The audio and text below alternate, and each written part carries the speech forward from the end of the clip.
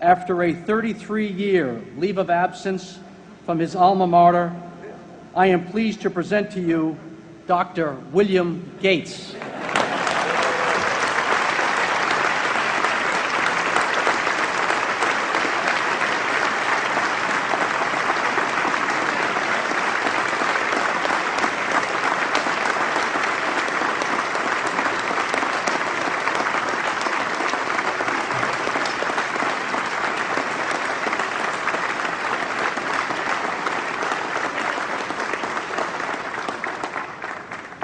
Thank you. President Bach, former President Rudenstein, incoming President Faust, members of the Harvard Corporation and the Board of Overseers, members of the faculty, parents, and especially the graduates. I've been waiting more than 30 years to say this. Dad, I always told you I'd come back and get my degree.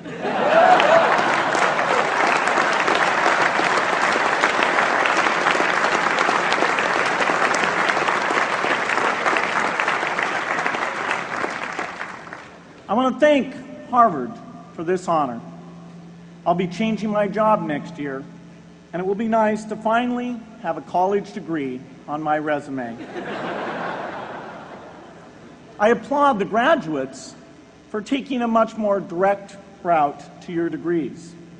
For my part, I'm just happy that the Crimson called me Harvard's most successful dropout. I guess that makes me valedictorian of my own special class. I did the best of everyone who failed. But I also want to be recognized as the guy who got Steve Ballmer to drop out of business school.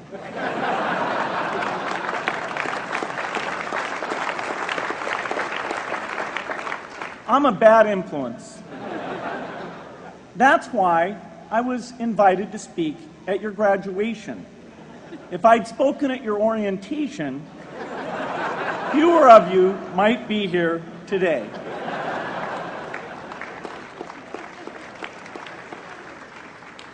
Harvard was a phenomenal experience for me. Academic life was fascinating. I used to sit in on lots of classes that I hadn't even signed up for. And dorm life was terrific. I lived up at Radcliffe in Currier House. There were always a lot of people in my dorm room late at night discussing things because everyone knew that I didn't worry about getting up in the morning. That's how I came to be the leader of the antisocial group. We clung to each other as a way of validating our rejection of all those social people.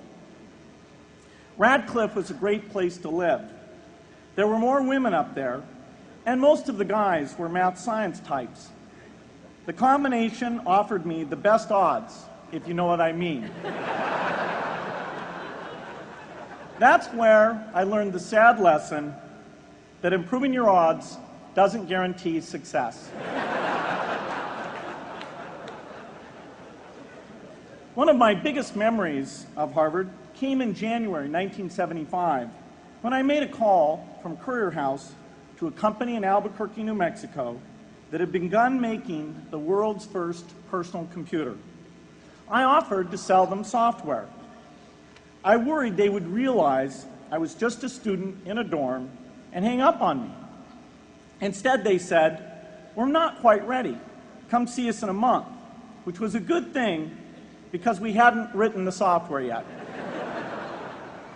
From that moment, I worked day and night on the extra credit project that marked the end of my college education and the beginning of a remarkable journey with Microsoft. What I remember above all about Harvard was being in the midst of so much energy and intelligence. It could be exhilarating, intimidating, sometimes even discouraging, but always challenging. It was an amazing privilege, and though I left early, I was transformed by my years at Harvard, the friendships I made, and the ideas I worked on. But taking a serious look back, I do have one big regret. I left Harvard with no real awareness of the awful inequities in the world, the appalling disparities of health and wealth and opportunity that condemn millions of people to lives of despair. I learned a lot here at Harvard about new ideas in economics and politics. I got great exposure to the advances being made in the sciences. But humanity's greatest advances are not in its discoveries, but in how those discoveries are applied to reduce inequity.